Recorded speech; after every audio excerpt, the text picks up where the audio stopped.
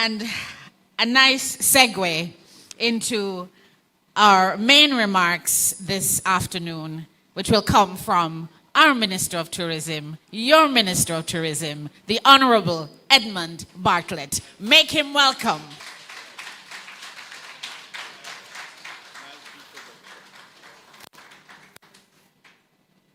I like that introduction very well. Actually, I would like to see that continue. Minister of Tourism, your Minister of Tourism. Ladies and gentlemen, the Vice President of the United States, and he spoke for 5 minutes. So this introduction might be useful in terms of how long you have me. But I want to begin with my salutations in the normal way, because many times we try to stand on the protocols already established and we miss one or two things that are important to be said, particularly for people to understand the nature of the players who are engaged in this game of life with us, and the power of the players who are actually on stage carrying out this theater of life. And more particularly in your own area, as Rodane Rowbottom appropriately said in his wonderful musical presentation a while ago, his ballad in fact, that a hero, a legend, is not necessarily one who is shouting and pouting and screaming and hollering, but it's a little lady that is cleaning the street to make it good for you to walk. It is a janitor who ensures that your bathroom is nice and clean and sanitary. And it is those less visible persons who are working so hard to make you visible. And that is one of the reasons that, protocols are established and are repeated for good measure. Because those who have done those things ought to find their place in your minds and in your consciousness. And importantly, for you to respond. So I want to begin, in fact, with your Member of Parliament, because he said that he's belligerent. He says that he's troublesome. He says he gives you a hard time. And it's true. Because every Tuesday that I am in Parliament as House Leader and Minister, Dwight is nudging me about something for the people of Northern Clarendon. And I mean, he tells you that he has established more than one spruce up project. But today, a while ago, he's still nudging me. Because he tells me the only thing he likes is more. And so we nearly call him Dwight Moore. But to be honest with you, I want to commend him for the good work that he has done in this area, and particularly for James Hill. I want to say that he is not just an MP who comes, he's an MP of value. And the value is not only experienced in Jamaica, but he represents the Parliament of the land and the people of Jamaica in many international fora across the world. And we are proud of him. So I want you to recognize the legend that perhaps says a little more and travels a little more and burnish brand Jamaica a little more. And although this legend is visible, I want you to recognize him as a legend.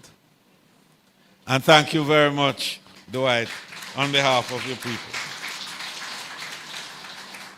Our deputy mayor, again, there was a calypso that said it in another way. But it's true. The deputy is essential.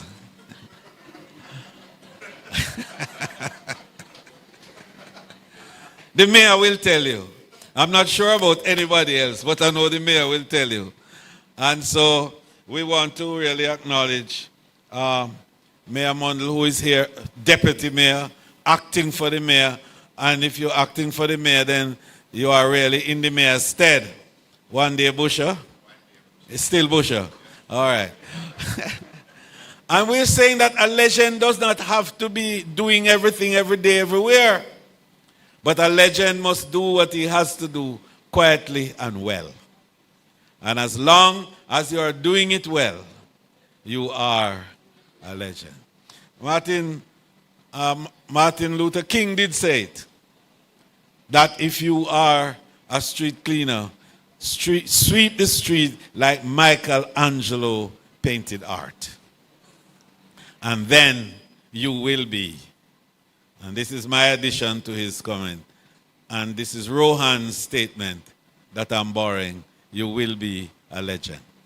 And so thank you very much, Deputy Mayor. I want to commend my team that's here. And I proudly say every time that I have been the most blessed minister in Jamaica's history, because I have the best team that has ever been aggregated for ministerial execution. And I really want to thank them.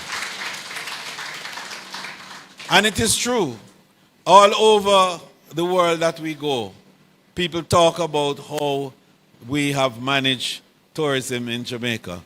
And we have not managed tourism because of Ed Bartlett. We have managed tourism because of this team that I want to just stand so that you can recognize all of them here today that is here with me. All of you who are here, I want to really thank you very much. Sonia, you need to get up too, because you... Very good. Thank you so much. And then, of course, the other legends are you. You, the people of James Hill, who are going to be the beneficiary of this physical development, which will inure to the sporting prowess of your own children. But it will also provide a facility for senior citizens who can just come and look and sit and watch and joyfully reminisce on the days when they used to do it, and now preening the glory of their grandchildren and children who are doing it. And that is what facilities like these do. They bring you into a space and give you a sense of place and a feeling that you belong to something else, something special, and something that enhances you as a person as well. And this is what Spruce Up Jamaica has been doing. 383 projects across Jamaica in 63 constituencies for the last 16 years. We have been doing Spruce Up. I started it in my first iteration. We did it for the 4 years. And then some other people came without that vision and they didn't spruce up anything. And then I was on a little sabbatical for the 4 years and I came back to work. And since then, we've been sprucing up Jamaica all over. And that's how we have 383 projects to talk about. Because we believe that tourism is for everybody. And tourism is everything. People don't get it. They say that tourism is only in hotels. And you have to be in the beach. And you have to wear a straw hat to be a tourist. No. A tourist is anybody who comes to enjoy the nature and the culture and the values of another place over 24 hours or more. So you can be a domestic tourist too. So when James Hill citizens go to Montego Bay and spend 2-3 nights at the hotels over there, they are tourists. You are local tourists. And we used to call it All right. Miss Lou used to say it nicely. Dryland tourists, yes.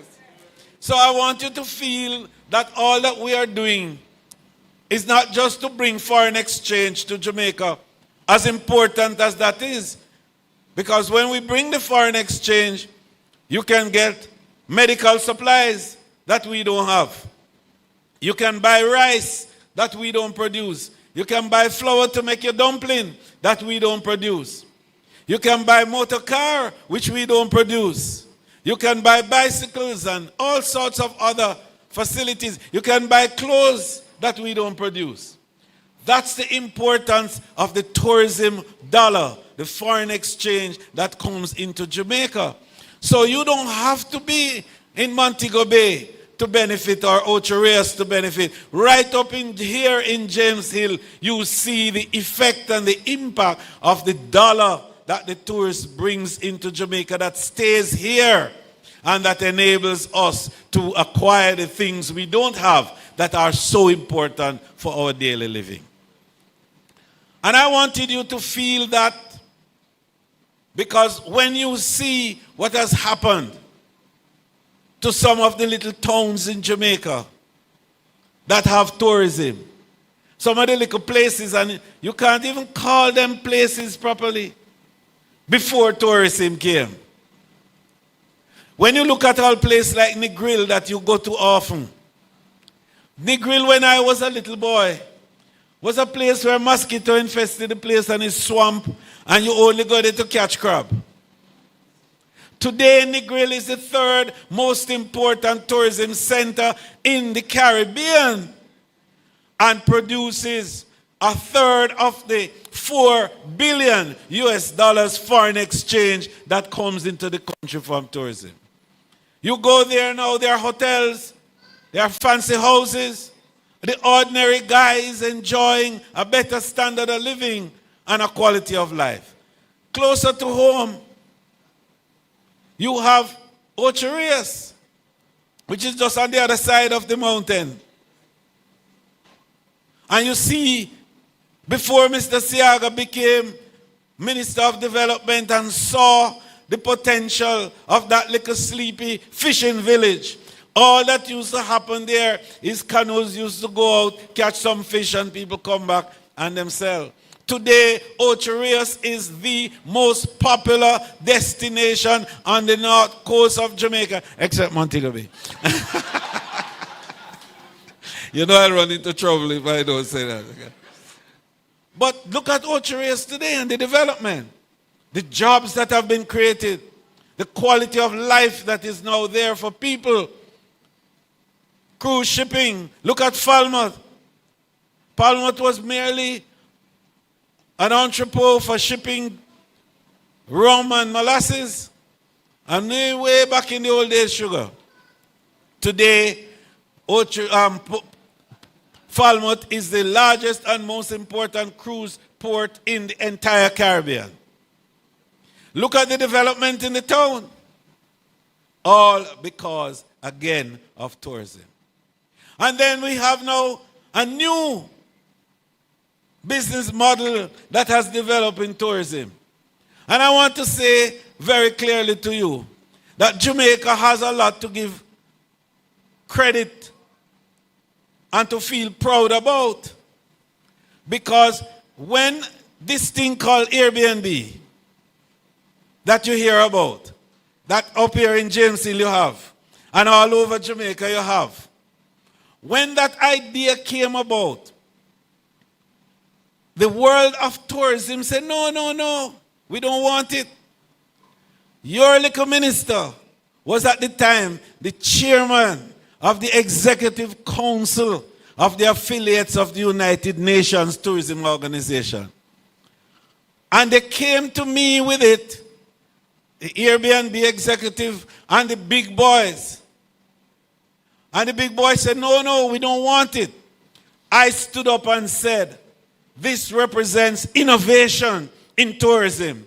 This was the democratization of the accommodation subsector, and we are supporting it. And as chairman, I am declaring that Airbnb is good for the world, and that's how Airbnb became internationally recognized. I brought Airbnb to Jamaica because I was the poster boy for Airbnb internationally.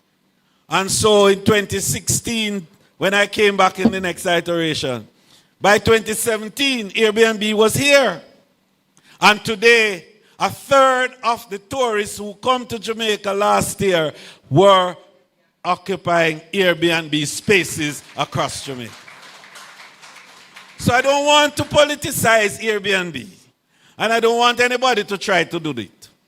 And I want it to be understood that the development of this and the future of Airbnb as a sharing economy and as part of the tourism product of the future is well secured under this minister and Andrew Michael Holness as Prime Minister of Jamaica. And I'm very proud of all that has been done. And more is going to be done. And we are expanding tourism, as you see. In September, October, November, you are going to see construction starting all over for new products. New mega tourism plans are being established. We're breaking ground on the 22nd of July for one of the largest and most luxurious tourism development to come to Jamaica, Harmony Cove in Trelawney. Later on, we're going to break ground for another mega, the tallest building in tourism's history in the Caribbean is going to be in Jamaica, in Montego Bay. And all of these and more we are doing. And we are driven by a vision by one of the best and most forward-thinking prime ministers that has ever come to Jamaica. And I say it with pride and without the fear of any contradiction. And I don't say it with any equivocation either, that Andrew Michael Holness is the finest prime minister that we have had. I don't want my statement today to be misunderstood in the context even of the season that we're in.